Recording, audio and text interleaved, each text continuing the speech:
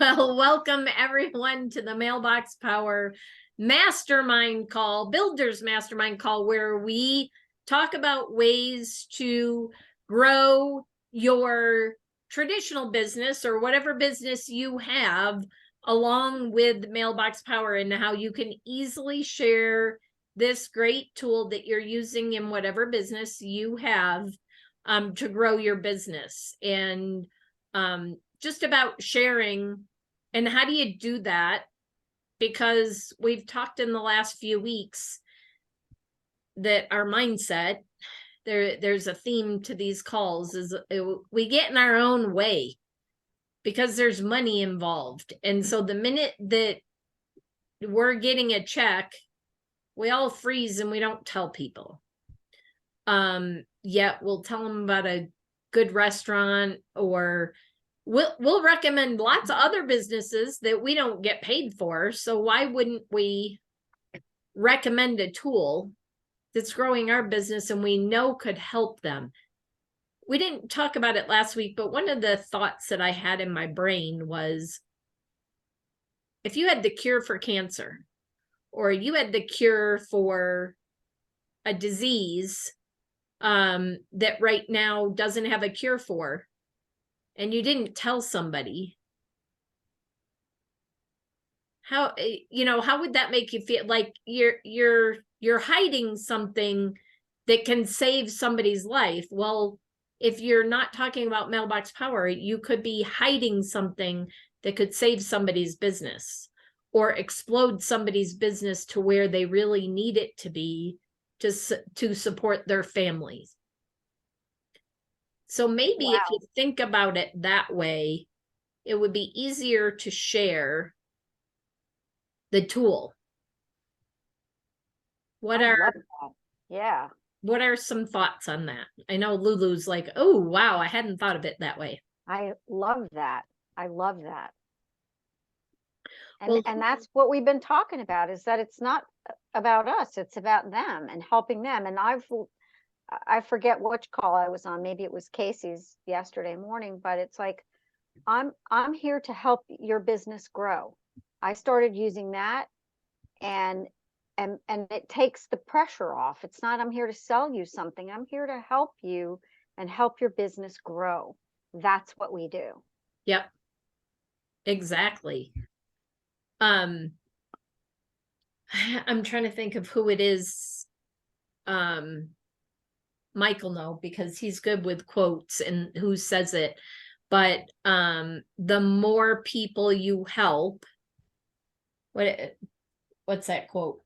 The more money you make, it's not about making more money. It's about how many more lives or how many more businesses you can help by having that money. I think you can have everything in life you want if you'll just help other people get what they want. Yep, there's that one, but there's another one too about growing and people mindset of making too much money. I think it's Jim Rohn that said service to many leads to greatness, and it actually comes out of the Bible. Yep. And another Bible, this isn't a religious call by any means, but another one is think about it, your light. You don't hide your light, you put it on the top of a mountaintop, or you shine your light so that others might be able to benefit from it. Josh. It's funny, just between that one and Brenda, you adding the additional one, what it really is if you stop for just a moment and think about it, that course of action or inaction comes from thinking, and we're talking about mindset and everything. It comes from thinking of reasons why it won't work, or why you won't do it, rather than what will work or what might work or why you're excited. Or it's completely negative thought process that starts with, well, this won't work, that's why I won't do that, and that they won't like it. That's what, shift, we get another piece of paper. Why will this person like this? Why will this person benefit from this? Why will this business owner like this? It's that simple. Yep. And I think you've kind of hit it on the head there, Josh, in that I've heard and I've read that the subconscious mind, when it's told something, it sinks in. and all that negative self-talk that we have sometimes doesn't do anything but defeat us. But if we give our subconscious a question to answer, it goes right into action and starts trying to find a solution to the question. So I think maybe what we need to start doing in our business is start asking the right questions of ourselves and of others, and figure out what it is that we can do to be of service to many, because that's really what it is. It's not trying to sell them something they don't need. It's trying to get them to see that maybe what we have is a solution to an issue that they have, or a challenge they have in their business. And that's what it all boils down to. You know, Mike, on the coattails of the subconscious mind, I learned a long time ago about our subconscious not being able to understand negatives. And like if you tell yourself, don't forget to blah, blah, blah, your Don't subconscious forget. hears forget blah, blah, blah. Yeah. And I've been hyper vigilant about wording things to Words. myself and others, like remember to do this, or anyway, I just thought that was interesting with how we can trip ourselves up even Andrea, sometimes. that's so perfect, Andrea. And I remember I haven't done it in a while, and I think I may try and do it again. When I very first got exposed to networking and all this, and a lot of the that space of personal development and things like that, something exactly what Andrea was saying is that the negative part, it doesn't hear it. But the other thing is, I've tried to make it through days without using negative or no. So rather than saying, oh, you want to go to lunch? No, I can't. I'd love to go. I actually have another meeting. Let's do it again another time. Yep. Or do you like this? I prefer to try the other. And answer it with some other positive statement without using no, not, don't, or whatever. And it's That would be a challenge, challenge. but it's possible. I just Yeah. had this conversation with a customer I was on with before this call, and she's been putting off getting her contacts imported, and she keeps saying, oh, I just, I don't have any time. I don't have any time. And I'm like, that is why you're not doing it, because you're just telling the universe, you put it out there, you manifest these things. Yep. And the next thing you know, you don't have any time. Now I said, what you have to say is, I'm taking an hour and I'm going to do it. I have the time to do this. It's important, and get it done. Just had that conversation with her. Really, the words we use is really important to how things happen. I know, and I'm going to tell on us this weekend, we went and had to renew a lease on a car, and we had to come up with money down. Now, we don't have the fluid assets. I mean, we do, but you hate to kind of spend it that way. And we were saying, well, we don't have the money, but we do. We have the money. It's about thinking about not the scarcity of what we have, but what we actually do have. And it's important to make sure that we understand that anytime we talk about scarcity, it's a negative connotation of what it is that we're actually trying to accomplish. So you really need to have an abundance mindset all the time, and understand that really none of it, we may be in competition based on what we are doing, but at the same time, it's not really competition, because there's so much business out there that none of us can have all of it. So really, if we collaborate like we're doing tonight, I think it actually makes us and Mailbox Power a lot stronger, and gives us income that we can generate. And we talked about the income and how easy it is to reach $1,000 a month. Brenda had the same conversation with a coach, realtor, just a few days ago. And she's saying, how can I generate $1,000 using Mailbox Power? And she said, all you need is 12 executives. That's how simple it is. And it's about Oh, I had it in my head and now I've lost it. What's the word? Collaboration. No, there's two. Collaboration? Collaboration with competition is coopetition. I can't remember. There's a word that somebody in a mastermind, it's from eWomen or something, where you talk about it's about coopetition. You're cooperating together even though you're competing, because it's Cooperation. yeah, what I don't remember, but anyways, it's collaboration, but I don't remember the word. But anyways, you know what we're talking about. It's because all of us together make each other better, even if we're in the same industry. Yep. When you collaborate, it's like real estate agents that collaborate and they're like, what?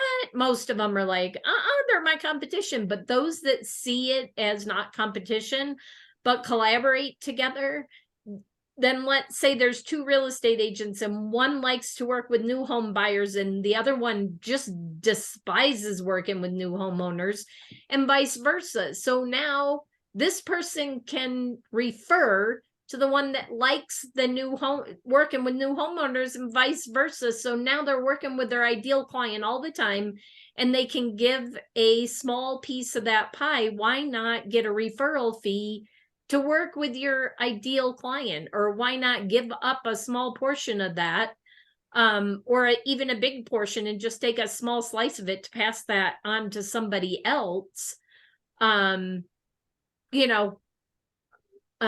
Amen. Let's see, Brenda, I'm working with multiple real estate agents in the same BNI chapter. Yep. So Probably what you're thinking is cooperation and competition. yeah, but I can't remember the word, but I've heard a word that's kind of those two words together. And so anyways, it's about, think about marketing. We're all in marketing, correct? And I think we talked about this last week or the week before. A lot of digital marketers or website creators think of us as competition. Promotional products folks, for the most part that I've run into, think of us as competition, but we're not. We can easily collaborate and all grow our businesses because we share the same common customer. So think about the promotional products person. If Lulu comes to me and I'm a promotional products person and Lulu says, oh, I want 10 coffee mugs. Well, as a promotional products person, if that's the industry what I was in, you kind of cringe and say, well, it's got to be a minimum 50. I could do 10 and I'll make an exception. Yet in the back of my mind as a promotional products person, I'm thinking, I'm really not going to make any money on that. I'm hoping that will lead to other sales. Well, instead of thinking that way, why not partner? Why not even offer Mailbox Power, be an affiliate for Mailbox Power and say, you can do that and let somebody else do all the work. And you take a small piece of the pie, you've satisfied the need of the customer. And now you move on and you are there to be the resource for them for other things. I talked to a digital marketer last week, and it's about being the resource. So we say in a lot of BNIs say, I got a guy or I got a gal. If you are the resource that's always connecting people to the right HVAC, the right plumber, landscaper, real estate agent, mortgage, financial, if you are that person and you become that resource, you may not be the first stop for them to be a customer, but eventually they will, because eventually they're going to come to you and say, I need something that is what you are the solution for. Does that make sense? Just happened to me. Yes, makes sense. Perfect sense. Yeah, coopetition. That's what it is. Thank you, Andrea. I'm like, I'm like, I That's what I'm couldn't come trying up to with say. it. I was trying to come up with it, but I couldn't. My heart went out to you. I had to. She's like, oh, what is it?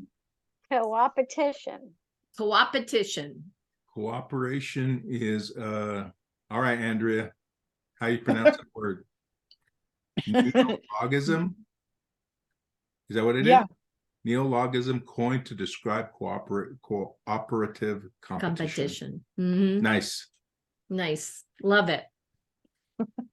So before we go any further down this path, I want to just ask, is there any challenges you've faced in the last week or two that as a team, maybe it's a business that you were talking to and you were stumbling on words and didn't know how to help them, or a mindset thing that we could all mastermind together to help if one of you is having a struggle right now? I know there was a flooring person a couple weeks ago. She hasn't been back.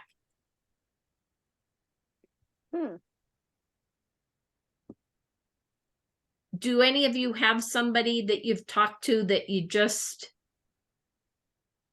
or an industry that you've talked to that you just seem to never be able to convert, that you wish you could as a customer, that maybe we could all brainstorm? I have somebody who, she's a real estate agent. She has a team here in Pennsylvania and just started another team in North Carolina, I think. And I haven't been able to get with her to Zoom. She's apparently traveling here and there. And I don't know, it just kind of annoyed me because she wants prices on things, you know. Well, if I send this, what are your non-perishable items? Send me prices. And like, So I get that all the time, Lulu, all the time. People are like, just send me your website. So, which reminds me, I was supposed to call a car dealership yesterday. whoops. I need to call them. But what I generally say to them is, do me a favor. The best way for me to help you is to tell me your budget. Once you tell me your budget, I can give you ideas of things to send. We have hundreds to choose from, and all prices ranging from really small to really large. So if you can give me a better understanding of your price range and what you want to do, then I can better help you in your business. Yeah. So I would normally say that because we learned that, like, they don't have a budget, but she's like, we're trying to figure out our budget and we're trying to get ideas of, you know.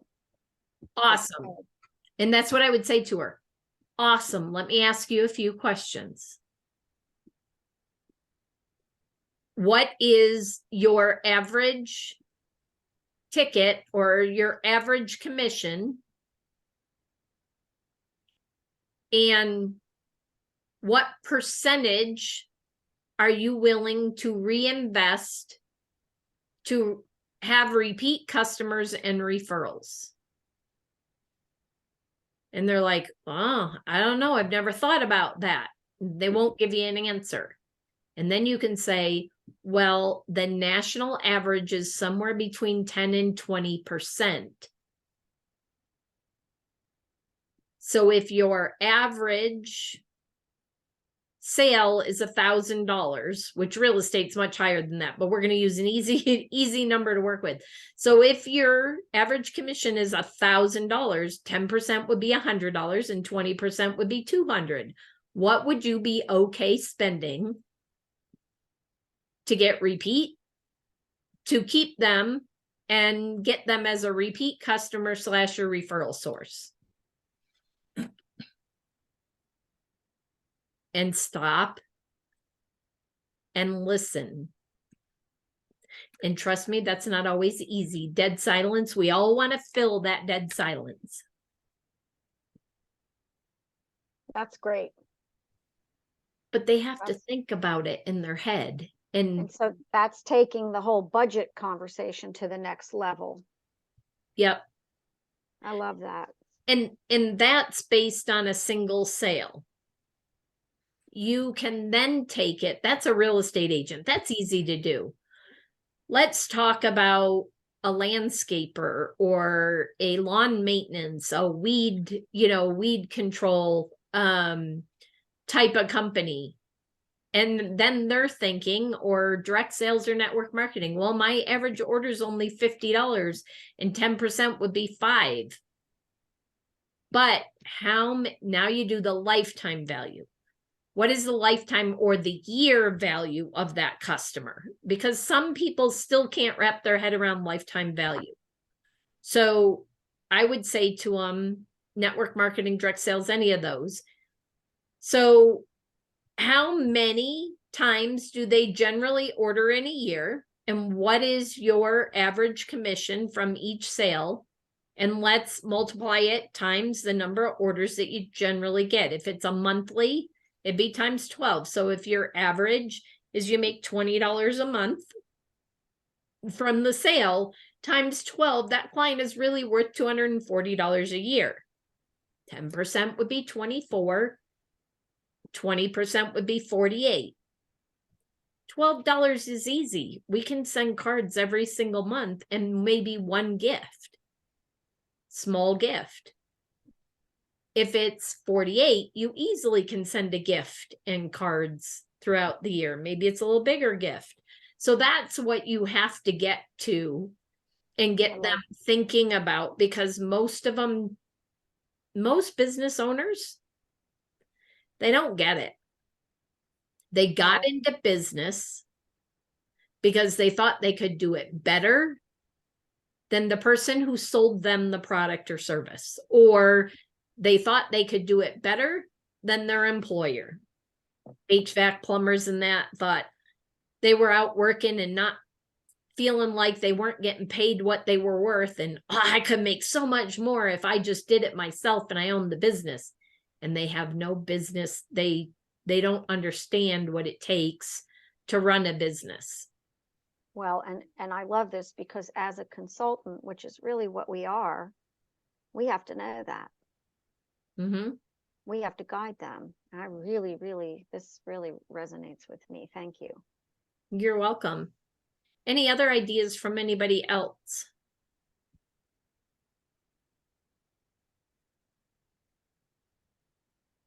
I see Josh. The wheels are turning and the smoke is coming out of the brain. I see it. It's invisible, but I see it.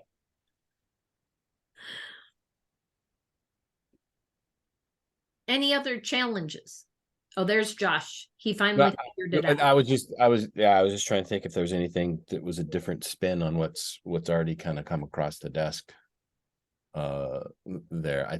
Because people often search for an objection because they don't know or don't understand.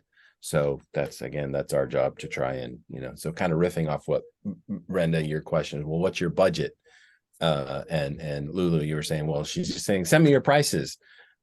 Which, depending on the relationship you have with somebody, it is, my crass answer to somebody I have a relationship with, it doesn't matter. Send something nice because you want to convey your gratitude, and gratitude doesn't have a price. I like that. So that's, I was just trying to kind of see if there was another detail that comes across, but yeah, asking somebody to identify a budget and say, or turn it around and say, well, how do you actually feel about this person? How much do you appreciate them? Mm-hmm. And then vary it off that. Yep. Or how much is, so I've done this with real estate agents. I actually had a photographer I taught a class for real estate agents, and I had a photographer that was there that was a sponsor of my class. And I was going through lifetime value, kind of talking about it. And so he said, do you mind if I go up to the board and show something? And I said, no. And he went up to the board and he said, you all just said your average lifetime value, or your average commission is 5,000, we'll say. I don't remember what it was at that class, but we'll say it's $5,000. And the average person buys a house every 5 to 7 years. So let's say they buy another house in 5 years. So one, if you stay in touch with them, now you've made $10,000. And if you were to spend $200 a year to stay top of mind with them, in 5 years, it would only cost you $1,000 to earn 10,000. Is that worth it to you? And most are like, well, I didn't think about it that way. And then he said, and what if they only sent one referral a year to you? Just one referral a year. So that's 5 more people times $5,000. That's another $25,000 on top of the 10. So for $35,000, would you spend 1,000? And people start like their minds are blown. They don't think of it that way. And so when you get businesses to start thinking that way, it's a game changer. Now, that being said, I know that Marie and a few others, I know Mike and I know Lulu is, and Andrea are looking for higher end clients. Your higher end clients, you won't be having that conversation with because they know their marketing budget. They understand these conversations that we're having right now are the small businesses, small-minded, don't understand spending money to make money. And do you want to spin your wheels there, or do you want to find the bigger fish? Totally. Josh. I just thought of a great comparison story to share with analog people or people who don't get digital or something like that. Kind of parallels it because we're sending things to the mailbox. But have you ever placed a newspaper ad? Yes. Great. How did it work? Oh, it was okay. Great. How well would the ad have worked if there hadn't been newspapers on the stand and the paper carriers hadn't delivered the newspaper to the people's doorstep? You can print as many ads as you want, but if they don't get delivered, they can't work. Yep. You can have as many ideas as you want, but if you don't spend the money to reach the people to get it in their hands, it's not going to work. Right. I like that. Well, I like what you said about it's small-minded. It is. And a lot of real estate agents, hate to say it, but a lot of them do. They don't really have it as a business. It's just the next thing. They're clawing around for the next thing and they don't have a business plan and a budget. Yeah. Now, the broker generally does have a business plan and a budget. Sure. The individual agents at that agency don't necessarily. Once you've gotten to own your own agency or your own broker, when you've gotten to a point where you're hiring agents for your team, you've gotten to a level where you understand, because you're marketing to get new agents. Yeah. So you understand the concept of marketing and spending money to make money. And you also understand at that point leverage. Yeah. That's why insurance brokers, financial brokers, or owners of financial offices, branches, whatever, real estate brokers, things like that are a better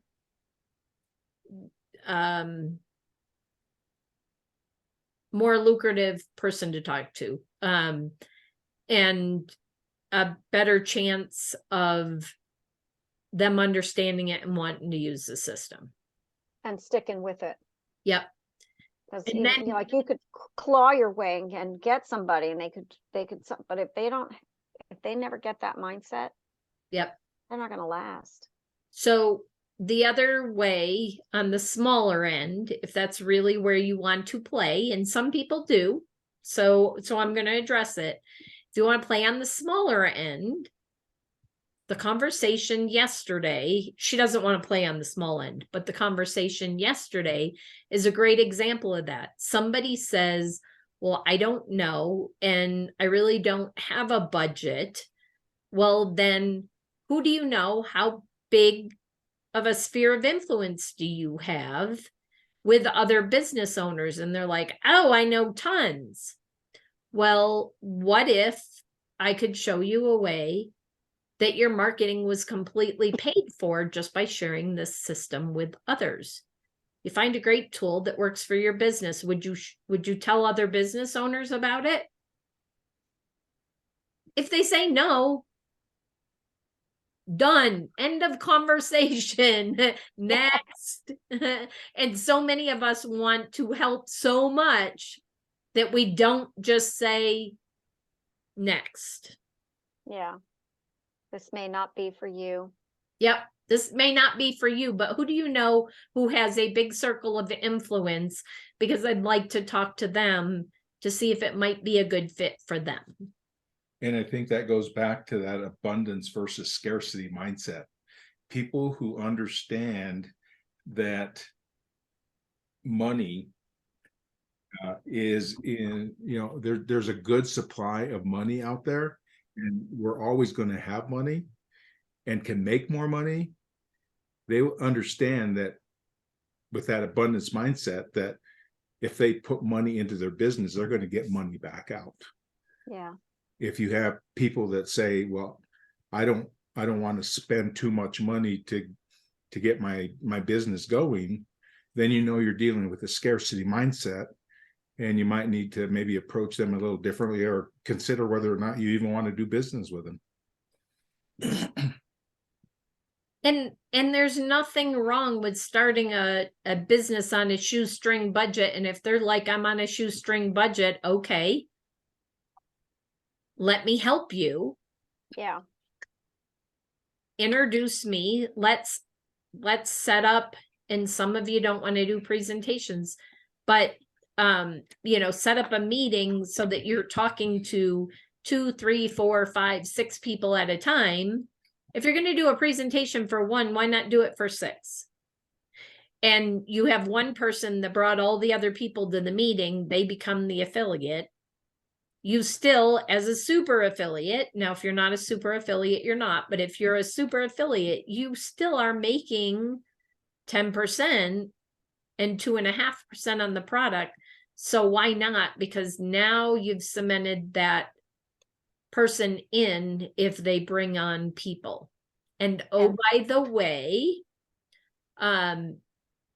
based on a conversation I had, and we've heard Justin say this about a month ago.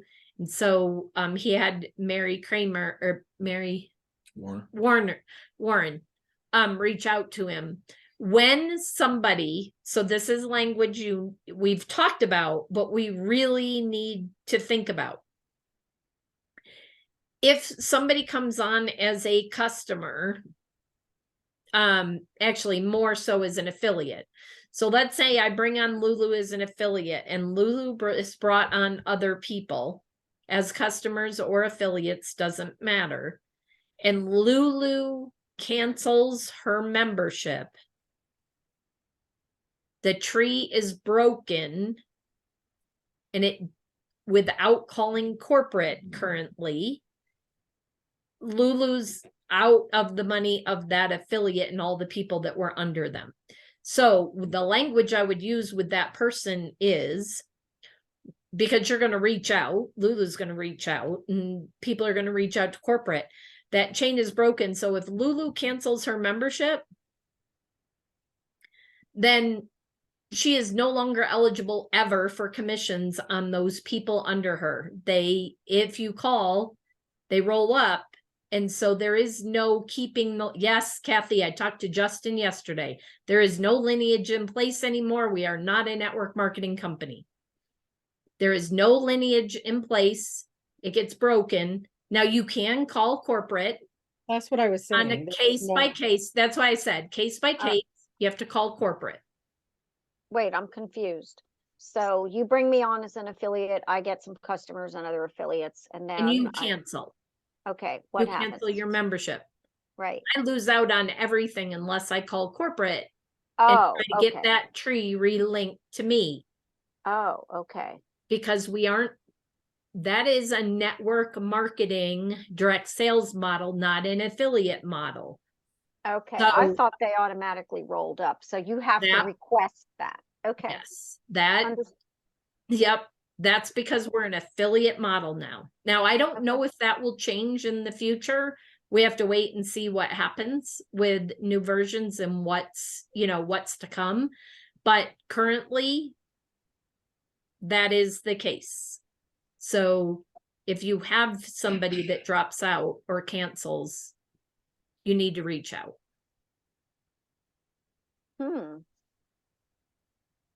Okay. I don't And think I had anybody. Everybody. The other thing is, if you are inactive for a year and you don't sign anybody up as an affiliate, remember when we moved to an affiliate model, they said this at the very beginning, but we've come up on the year.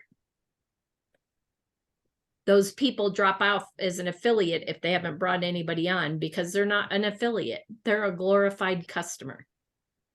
And they get reverted to a customer. Good to know. I have somebody. I need to reach out to him. Yep. So just things to think about. I'm sorry, can you repeat that? Which part, Andrea? About if they don't do something, they get reverted? Yes. So when we went to an affiliate model, and it's probably on that page, I didn't look since yesterday and today. And obviously this is Mike and I talking, not corporate. I will No, it's reiterate Brenda that. talking. Well, anyways, it was said that when we moved to the affiliate model, that if somebody didn't bring on a customer, didn't do anything to be an affiliate, basically. I think it's a year or 15 months, something like that, that then they drop off and they're no longer an affiliate. And I had forgotten that until a conversation with Justin yesterday. So basically what they're trying to do is they're trying to make sure that if you're an affiliate, that you're actually working the business as a Mailbox Power affiliate. If you're not, then there's really no sense being an affiliate. You should be a customer, not an affiliate. So I think that's what people need to understand. If you're not going to work the business or refer Mailbox Power to other people and bring them on to a great tool, then it really doesn't make any sense for you to be an affiliate. Just be a good customer and use the tool for what it's designed to do. That's good to know. Yeah, because there's not any, in an affiliate model, it's not like you're getting any bigger of a discount to be an affiliate. So if you're not going to refer anybody, why be an affiliate? The whole purpose for being an affiliate is actually bring on customers and bring on other affiliates that are actually going to Grow the business. grow the business or grow Mailbox Power. Yep. That's really good to know. So we've got a few minutes left. Some came on a little bit later. But we talked about next Tuesday is Valentine's Day. And I don't know about all of you, but I want to have dinner with my sweetheart on Valentine's Day. And we're actually going to be out of town on vacation. So there will not be a call on Tuesday. We were trying to decide if we would do it Monday night in place of Tuesday. So I'm just gonna take a vote. If everybody's up in the air and nobody cares, we're gonna skip next week. If there's a consensus that we'd all like to be here next week, then we'll do it Monday night. So the people on the call get to decide. So I'm gonna ask, do you want to call next week? If so, we'll do it Monday. If not, we'll just skip a week and we'll be back in 2 weeks. Okay, so put it to a vote. Yep. Who wants a call next week? And I I'm have good. another I'm good either way, but if you do it Monday, that's Valentine's Day here, but it's in the morning for me, so I'm good. Okay. And I'm good either way. Nanette. Either way works for me.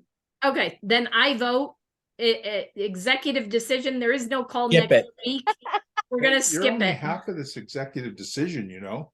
I don't mind doing the call next. Mike, come on. No, you're not. Now, in Japan, you know, the traditional household is the fellow goes to work and does all that, and then he comes home and hands the pay to his wife. Well, So- All right, when are we all moving to Japan?